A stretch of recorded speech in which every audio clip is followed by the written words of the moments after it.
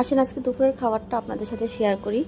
Hello guys, কেমন আছেন সবাই? আলহামদুলিল্লাহ অনেক ভালো আছি আল্লাহর রহমতে। আজকে দুপুরবেলা রান্না হয়েছিল বেগুন ভাজা, আর এটা ছিল হলো বিকালের নাস্তা সেমাই, জর্দা সেমাই ছিল, চিংড়ি মাছ, আর ছিল হলো এটা হলো আপনার ডাউল দিয়ে মুগের ডাউল দিয়ে লাউ দিয়ে একটা সবজি, মজা লাগে আমার কাছে এই সবজিটা। এটা ছিল হলো পাঙাশ মাছ, এটা এরকম করে ভুনা করছি। আমি ম্যাক্সিমাম বাসায় এত কিছু রান্না করি না, হঠাৎ রান্না করি। খাবার দাবার শেষে বিকালে একটু ঘুরতে গেছিলাম নদীর ওইখানে, ঘুরে আর কি বাসায় আসতে আসতে বাজার করে নিয়ে আসলাম, কারণ আমার মাসের বাজার ফুরায় গেছিলো। ভাবছি বাসায় গিয়ে আর কি বাজার করে আসতে আসতে অনেক লেট হয়ে যাবে, এর জন্য বাজার করে বাসায় গেছিলাম।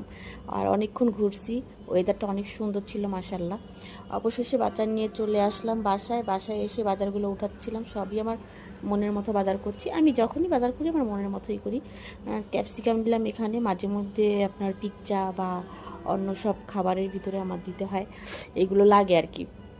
মাসে আমার 3টা ক্যাপসিকাম হলেও হয়ে যায়, কারণ ক্যাপসিকামের নাস্তা আমি খুব কম বানাই, খুবই কম। আর এখন হলো আমি কচুর মুখী যেটা বলে কচু, ওইটা খুলতেছিলাম, ওইটা আমার খুব প্রিয়, ওইটা নিয়ে আসছি আমি। ইলিশ মাছ দিয়ে খাবো। আর ওইটার ঘন্টটা আমার কাছে অনেক মজা লাগে, কচুর যে একটা ঘন্ট করে না পাতলা পাতলা ডাউলের মতো, ওইটা আমার কাছে অনেক মজা লাগে। আর আমি অনেকগুলো মুরগি আনছিলাম।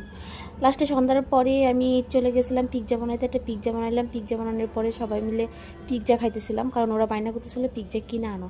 আমি কই এখন আমি বের হইতেও পারবো না আর আনতে পারবো না। আর বাজারে গেলে একটা প্রবলেম সবচাইতে হয় কি আমার, আমি খাবারের জিনিস কিনতে পারি না, এত বাজার করি আর ওইগুলোর উপরে কোনো এনার্জি থাকে না, হাতই খালি থাকে না, যেহেতু আমি বাজার করতে একা যাই। তারপরে বাসায় বানাইলাম পিৎজা, যেহেতু কিমা করা ছিল। তারপরে সবাই মিলে খাইতেছিলাম আর বলতেছিলাম আল্লাহ কিনে আনলেই ভালো হইতো, এত বড় পিৎজা হয়েছে যে আর কি খায়া শেষ করতে পারতেছিলাম না। তারপর অবশেষে মাশাআল্লাহ অনেক মজা হয়েছে, মজা করে খাই।